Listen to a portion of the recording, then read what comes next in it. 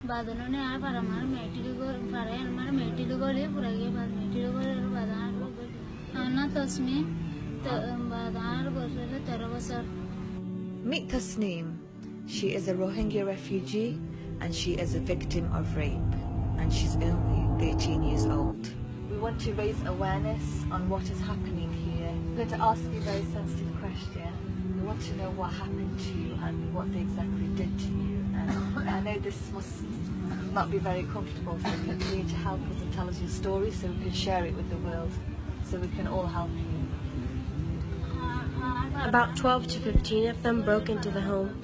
It was just me and my father at home at the time. They told my father that if he made any sounds or tried to stop them, they would kill me and him. They then grabbed me and attempted to rip off my clothes. They pushed me to the floor and stamped on me.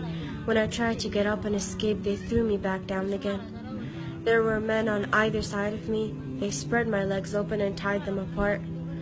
That's when the torture began. They called more men after the first 15 had finished with me.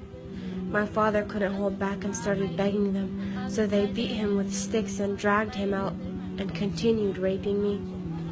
He was left bleeding on the floor from his head until he died. I couldn't do anything. My mother was out in another village visiting my grandmother.